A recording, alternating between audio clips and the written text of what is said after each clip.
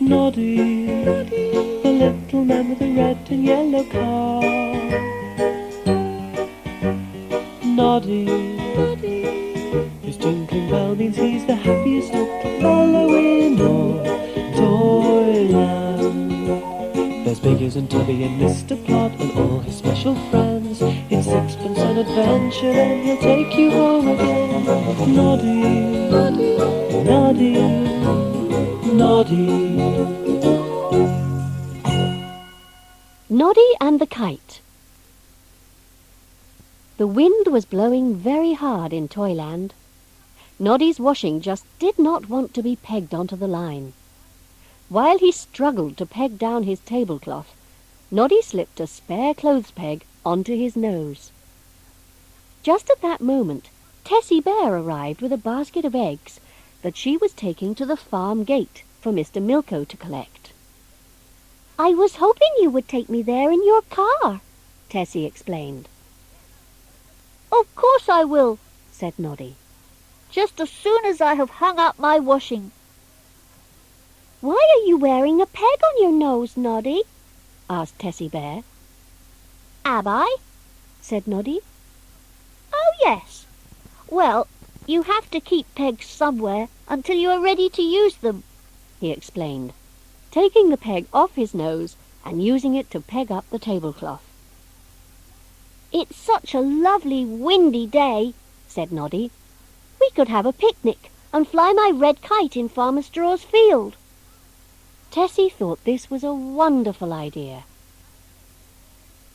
A short while later, Noddy and Tessie were standing in Farmer Straw's field.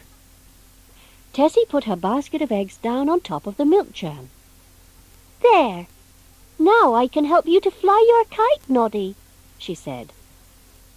"Hurry, Tessie," called Noddy. "This kite is longing to fly. It'll pull so hard that we will both have to hold on to the string." "Noddy," Tessie asked a little while later, "how will we have our picnic holding on to this string?" "We'll tie it to something, and then the kite won't be able to fly away," said Noddy. "Oh, you are clever, Noddy," said Tessie Bear. Noddy tied the kite string to the handle of the milk churn. "There, Tessie," he said. "Now we can have our picnic." It was still very windy when they had finished eating. "Let's fly the kite again," said Noddy. "Oh, yes," said Tessie. "Let's fly it up into the clouds this time." As he stood up, Noddy saw that the kite was pulling the milk churn up into the air, with the eggs on top. Tessie ran after it. "Oh, please come back, Kite," called Tessie.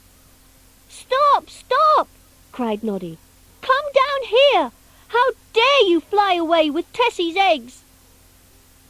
"Come on, Noddy," said Tessie. "Let's get into your car and follow the churn.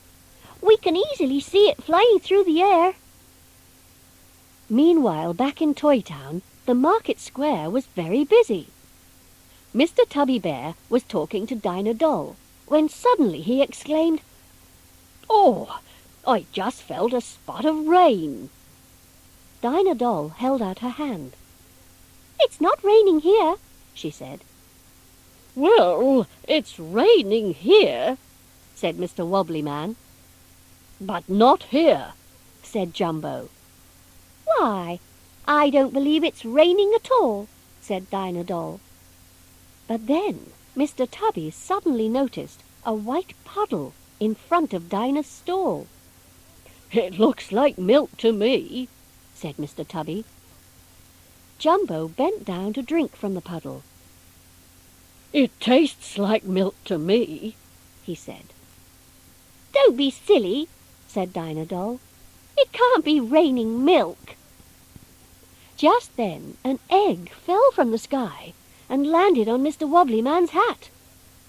"Oh dear," he said. "Someone's dropped an egg on my head." "There must be a bird up there laying eggs," said Mr. Tubby. Birds don't lay eggs when they are flying, said Jumbo. But just then an egg fell from the sky and landed smack on Jumbo's head. Well, somebody's just laid an egg on your head, Jumbo, said Mr. Tubby Bear. The egg slithered down Jumbo's trunk and landed on Mr. Beetle, who was standing below him. Just then Mr. Plod strode up. Now then, he said, what's going on here? Mr. Tubby stepped forward.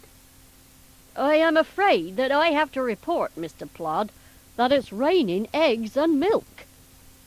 Raining eggs and milk? Really, Mr. Tubby? What nonsense, said Mr. Plod, and he laughed so much that he slipped on a broken egg. What happened? Said Mr. Plod, as he struggled to his feet. You slipped on a broken egg, said Mr. Tubby. It must have fallen out of the sky like all the others, said Mr. Wobbly Man. This is very serious, said Mr. Plod.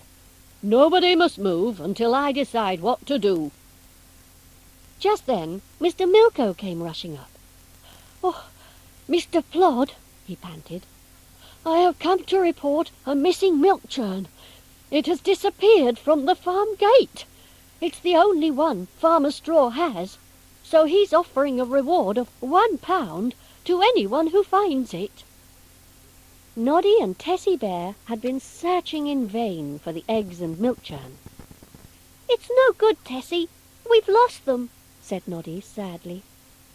But just then Tessie's egg basket fell out of the sky right into his outstretched arms.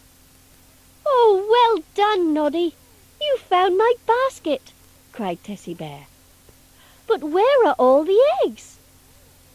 And there's the milk churn, said Noddy, as a metal object came clanking along the road towards them.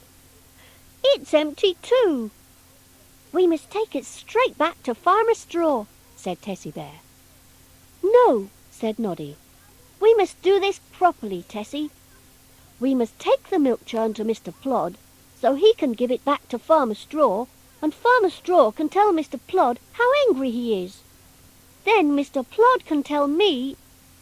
Oh, but I shan't tell you. You're so brave and kind, Noddy, said Tessie. Mr. Plod was in the market square, talking to all the toys. I shall offer a reward of £1 to anyone who can tell us what is happening here. At that moment, Noddy and Tessie drove back into Toy Town with the milk churn in the back of Noddy's car. Oh, look! Noddy has Farmer Straw's milk churn, said Mr. Milko. Where did you find that milk churn, Noddy? asked Mr. Plod. There's a reward of £1 for finding it. It fell out of the sky, said Noddy. But what was a milk churn doing in the sky? asked Mr. Plod. Noddy explained exactly what had happened. When he had finished, Mr. Tubby said, So the milk churn and the eggs must have flown over the market square. And that must be why we had the rain of milk and eggs, said Mr. Plod.